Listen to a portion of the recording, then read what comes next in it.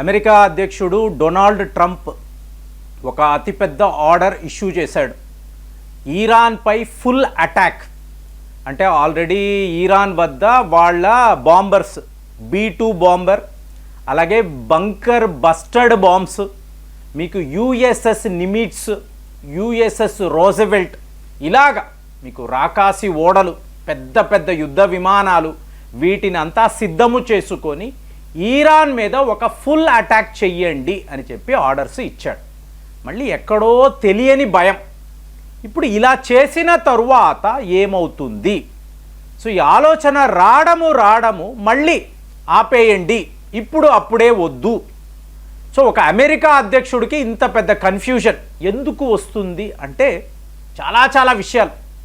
చూడండి, లూజియానా అనబడే ఒక ప్రాంతం అమెరికాలో, ఇక్కడ బాయ్జియర్ సిటీ అని అంటారు. ఇక్కడ రహస్యంగా ఒక విమానం ఉంటుందండి.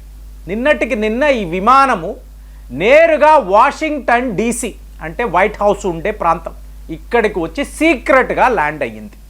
ఏంటండి ఈ విమానం? దీనినే E-4B అంటారు.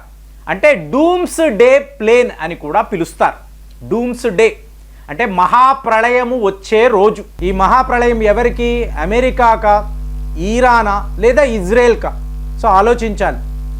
ఇప్పుడు ఈ విమానం ఉంది చూసారా, లూజియానా నుంచి వాషింగ్టన్ ఎందుకు వస్తుంది అంటే ఇది ఒక మిస్టరీ విమానం అండి. మామూలుగా ఈ విమానాన్ని మీరు బయట చూడలేరు, కానీ ఇవాళ వార్తాపత్రికల్లో ఈ ఫోటోలు కూడా వస్తున్నాయి. ఈ విమానములో 112 మంది ట్రావెల్ చేయొచ్చు. సో ఇందులో ఎవరెవరు అన్నారు అనుకోండి, అమెరికా ప్రెసిడెంట్, వైస్ ప్రెసిడెంట్, అలాగే వాళ్ళ secretary of state, defence secretary, pentagon అధికారులు, సెనేటర్స్, ఇలాగా అమెరికాలో అతి ముఖ్యమైన 112 మంది VIPs ఈ విమానంలో సురక్షితంగా ప్రయాణించవచ్చు అని చెప్పి చెప్తున్నారు. అంటే మేమందరం సేఫ్గా ఉండి ప్రజలను రెచ్చగొడతాం. సో అలాంటి అంటే ఈ విమానములో మీరు కూర్చుంటే ఒక న్యూక్లియర్ యుద్ధము వచ్చినా కూడా ఈ విమానం చెక్కు చెదరదండి. అంటే రష్యా వాళ్ళు కోపముతో ఒక అణు అస్త్రము అమెరికా మీద వేశారు. ఎందుకండి వేస్తారు?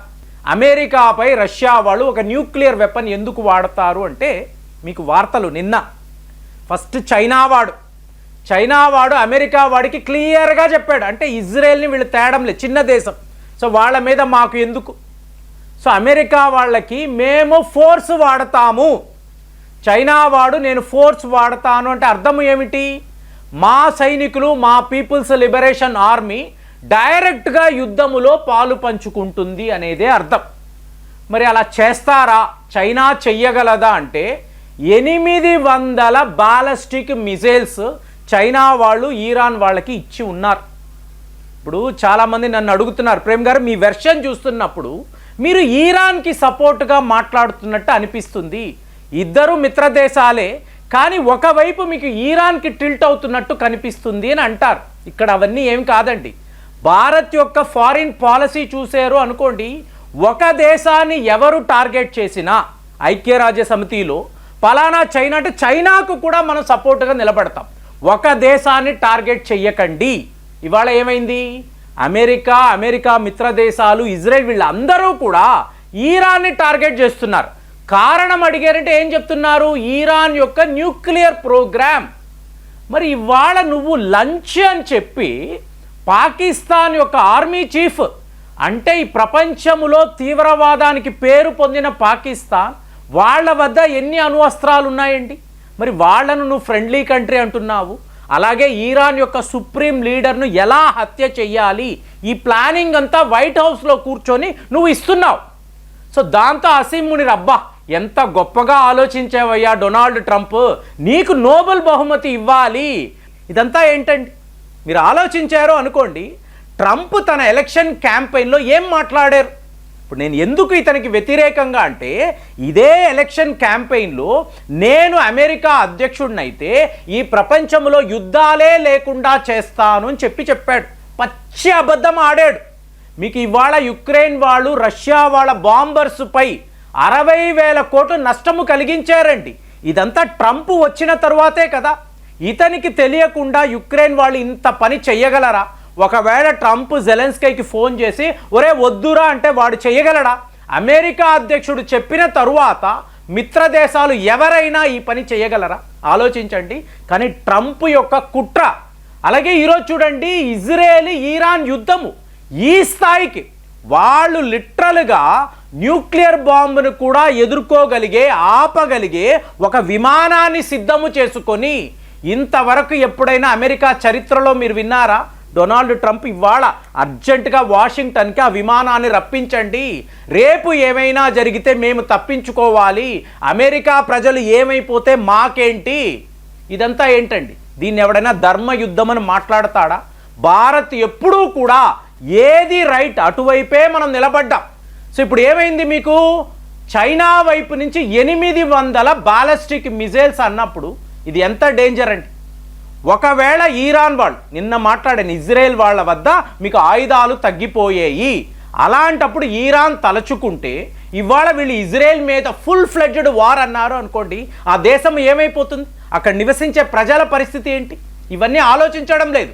ఫైనల్గా మీకు పుతిన్ గారు కూడా నిన్న స్టేట్మెంట్, అంటే ఒకవైపు చైనా నుంచి statement, at the same time Putin కూడా, ఇప్పుడు నేను అన్నాను రష్యా వాళ్ళు అమెరికాపై ఒక అణువస్త్రము వేస్తే మీరు ఆపలేరండి, ఎందుకంటే హైపర్సోనిక్ మిసైల్స్ వాడతారు. మీ దగ్గర ఎంత పవర్ఫుల్ రేడార్స్ ఉన్నా రష్యా వాళ్ళు అమెరికాపై దాడులు చెయ్యాలంటే అమెరికా ఆపనే లేదు. ఎందుకు ఇలా అంటున్నానంటే బూషియర్ అనబడే ఒక న్యూక్లియర్ పవర్ ప్లాంట్ అండి ఇరాన్లో ఉంది. ఇప్పుడు ట్రంప్ గారు ఏమంటున్నారు? మన విమానాలు తీసుకువెళ్ళి ఇరాన్లో ఉండే అణుశక్తి కేంద్రాలనంతా ధ్వంసము చెయ్యండి, టోటల్గా ఇరాన్ అయిపోవాలి అంటున్నాడు. కానీ ఇక్కడ ఈ బూషియర్ అనబడే ఈ పవర్ ప్లాంట్, ఇక్కడ రష్యా శాస్త్రవేత్తలు, రష్యా ఇంజనీర్లు వాళ్ళు అక్కడ వర్క్ చేస్తూ ఉంటారండి. ఆ ప్లాంట్ని టోటల్గా వీళ్ళు కంట్రోల్ చేస్తారు. ఇప్పుడు అమెరికా వాడి బాంబర్ వెళ్ళి కరెక్ట్గా ఈ న్యూక్లియర్ ప్లాంట్ మీద దాడులు చేస్తే రష్యా వాళ్ళు చూస్తూ ఊరుకుంటారా? భారత్పై ఇదే కదా జరిగింది, మనం చూస్తూ ఊరుకున్నామా? నేరుగా పాకిస్తాన్ మీద అటాక్స్ చేశాము కదా. అలాంటిది రష్యా చేశారు అనుకోండి ఫ్రెండ్స్, ఇది ఎంత డేంజరస్ అంటే మనము 4 బ్రహ్మోసులు వాడితే పాకిస్తాన్ వాడు సరెండర్ అయిపోయాడు. అలాంటిది ఇవాళ చైనా వాడు ఏకంగా 800 మీకు బాలిస్టిక్ మిజైల్స్ ఇరాన్ వాళ్ళకి ఇస్తే ఇజ్రాయెల్ పరిస్థితి ఏమిటి? సో ఇదంతా ఆలోచించారనుకోండి, మూల కారణము ఎవరు? అమెరికానే. ఇవాళ డొనాల్డ్ ట్రంప్ ఇతను యొక్క పిచ్చి ఆలోచనల వల్ల ప్రపంచమే డేంజర్లో పడిపోయి ఉంది. ఇదంతా ఒక న్యూక్లియర్ వార్ వైపు వెళుతుంది. కాబట్టి చైనా వాళ్ళు, రష్యా వాళ్ళు క్లియర్గా నువ్వు చాలా ప్రమాదకరమైన ఆట ఆడుతున్నావు, సో ఇది నీకు మంచిది కాదు, రేపు ఇరాన్పై దాడులు నువ్వు చేస్తే తరువాత మమ్మల్ని అడక్కు, మేము ఏ రకమైన బాధ్యత తీసుకోము, నీ అమెరికా మాత్రము పెను ప్రమాదంలో పడిపోదు. ఇక్కడ వీళ్ళు ఎవరు ఇజ్రాయెల్ గురించి మాట్లాడడం లేదండి. అమెరికా నువ్వు చాలా డేంజర్లో ఉన్నావు గమనించు. ఒకవేళ డొనాల్డ్ ట్రంప్ తాను అనుకున్నట్టు ఈ ప్రపంచంలో యుద్ధాలే వద్దు అనుకుంటే ఎంత బాగుండేది? ప్రపంచం ఎంత సుఖశాంతులతో, ప్రజలు ఎంత హాయిగా ఉండేవాళ్ళు. రావడము ఇన్ని యుద్ధాలు నువ్వు మొదలు పెడితే నీకు సపోర్ట్గా ఎవరైనా మాట్లాడతారా? కాబట్టి నా కోపం అంతా కూడా అమెరికా డొనాల్డ్ ట్రంప్ పైనే, అంతేగాని ఏ ఇరానో ఇజ్రాయెల్ గురించి మనం మాట్లాడాల్సిన అవసరం లేదు. కానీ వాళ్ళే ఇవాళ యుద్ధములో చిక్కుకుపోయి ఉన్నారు, కారణము అమెరికానే. మరి మీరు ఏమంటారు? ఈ డిస్కషన్లో, ఈ అనాలిసిస్లో అమెరికా వాడి పాపాన్ని మీరు ఎలా చూస్తున్నారు? కామెంట్స్లో రాయండి. మళ్ళీ వచ్చే వీడియోలో కలుద్దాం. జై హింద్.